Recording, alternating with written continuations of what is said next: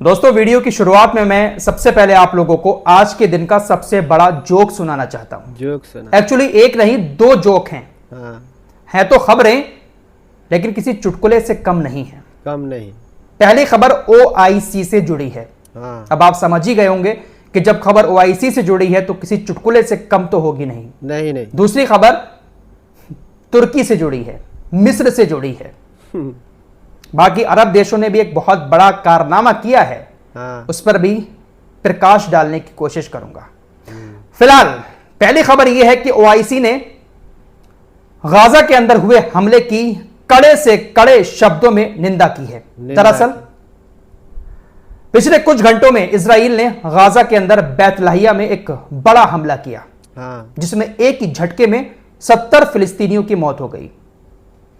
Israeli सेना के द्वारा किए गए इस हमले की OIC ने कड़े से कड़े शब्दों में निंदा की है। इससे बड़ा जोक और क्या हो सकता है? क्या हो सकता है? एक साल के अंदर 1000 बार ये कड़ी से कड़ी निंदा कर चुके हैं। लेकिन OIC संगठन की इतनी हैसियत नहीं है कि वो इजराइल के ऊपर किसी तरह का कोई प्रतिबंध लगा सके। दूसरी खबर, मिस्र और तुर्की का एक स्टेटमेंट आया है, ज्वाइंट स्टेटमेंट, जिसमें उसने कहा है इन दोनों देशों ने कि हम फिलिस्तीन का हमेशा समर्थन करते रहेंगे। हम फिलिस्तीन के सपोर्ट में हैं और अगर जरूरत पड़ी तो हम डायरेक्ट इजराइल से युद्ध भी कर सकते हैं। कैसी बात? जरूरत कब पड़ेगी वैसे? जब पूरा फिलिस्तीन तबाह हो जाएगा, बच्चा बच्चा फिलिस्तीन का मर जाएगा, तब शायद इनको जरूरत महसूस पड़ेगी। तो यह भी एक बहुत बड़ा जोक है आज का। जोक है कि जब जरूरत महसूस होगी तब फिलिस्तीन और मिस्र डायरेक्ट युद्ध भी कर सकते हैं। बड़ी धमकी दी है दोनों ने इजराइल को। कुछ कहने को बचा नहीं है अब आगे। नहीं। अब अरब देशों का भी एक कारनामा आप लोगों को दिखाता हूं। ईरान ने इजराइल के ऊपर हमला किया था।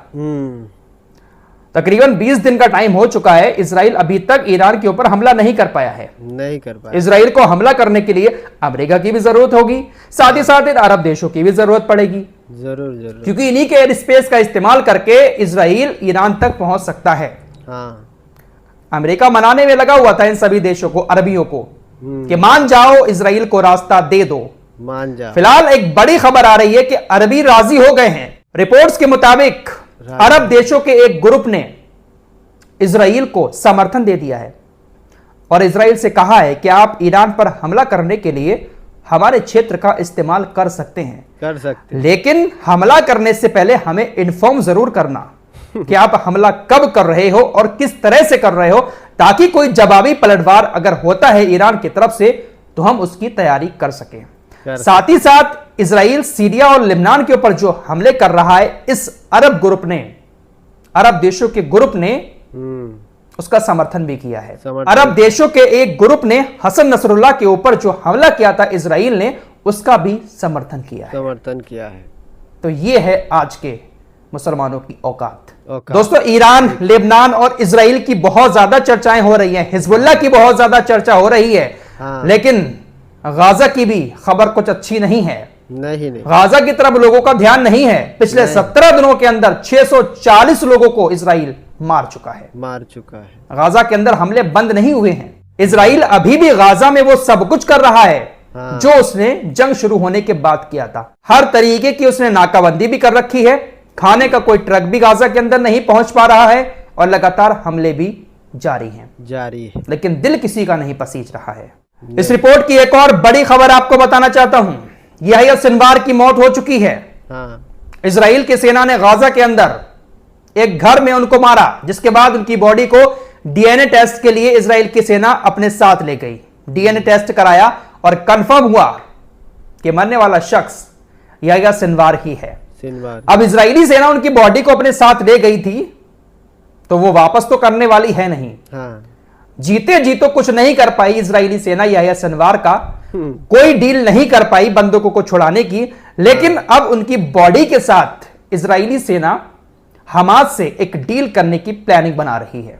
दरअसल इजरायली सेना हमास के साथ एक सौदा करना चाहती है कि अगर आपको याह्या सिनवार की बॉडी चाहिए है दफनाने के लिए, तो हमारे साथ एक डील करनी पड़ेगी। इजरायली सेना के एक अधिकारी ने कहा कि हम याह्या सिनवार की डेड बॉडी के जरिए हमास पर दबाव बनाने की कोशिश करेंगे और बंदूकों को छुड़ाने की भी कोशिश की जाएगी। कोशिश करेंगे। एक चिप के तौर पर याह्या सिनवार की बॉडी का इस्तेमाल इजराइल करना चाहता है।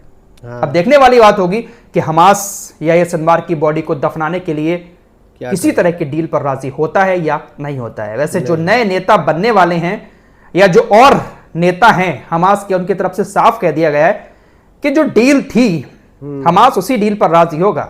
आप कुछ भी कर लें, बंदूकों को छोड़ा नहीं जाएगा। नहीं। लेकिन याह्या सिनवार की बॉडी का भी मामला है। इजराइल ने खबरों के मुताबिक बहुत सेफ करके याह्या सिनवार की बॉडी को रखा हुआ है। हिजबुल्लाह ने बेंजामिन नेतन्याहू के घर पर हमला किया था, जिसके बाद इजराइल का पूरा कैबिनेट रोने लगा। बेंजामिन नेतन्याहू इस मौके का फायदा उठाना चाहता है, सिंपैथी पाना चाहता है। दरअसल जिस वक्त हमला हुआ था उस वक्त ये अपनी बीबी के साथ कहीं बाहर गया हुआ था, घर पर नहीं था। अगर घर पर होता तो शायद कुछ हो भी सकता था इसके साथ, फिलहाल ये था नहीं। इसकी तरफ से भी स्टेटमेंट आया, इसने डायरेक्ट आरोप लगाया ईरान के ऊपर कि ईरान ने हमारी जान लेने की कोशिश की।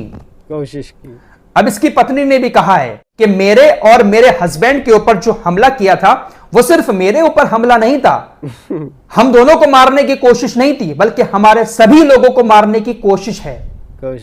हमारे ऊपर जब हमला हो सकता है तो हमारे लोगों को भी मारा जा सकता है। ये बेंजामिन नेतन्याहू की वाइफ है जिसका नाम है सारा। इसने कहा कि मुझे और मेरे पति दोनों को मारने की कोशिश की गई ईरान के द्वारा। तो इस तरह की सिंपैथी ये अपने देश के लोगों से पाना चाहते हैं। बहुत सारी खबरें आ रही हैं इजरायली मीडिया की कि इजराइल बहुत जल्द हमला करने वाला है ईरान के ऊपर। अमेरिका के अधिकारियों की तरफ से भी लगातार अपडेट दिए जा रहे हैं। ये जो पेंटागन का मुखिया है लॉयड ऑस्टिन, इसने कहा ठीक ठाक कहना मुश्किल है कि ईरान पर जो इजराइल हमला करेगा वो किस तरह का होगा, इस बात की जानकारी तो हमें भी नहीं है। लेकिन दोस्तों एक और बड़ी खबर आपको बता दूं, यूनाइटेड नेशंस में ईरान के प्रतिनिधि ने कहा, जैसा कि खबरें चल रही हैं कि इजराइल ईरान के परमाणु ठिकानों पर हमला करना चाहता है। इजराइल नहीं चाहता है कि ईरान परमाणु ताकत बने।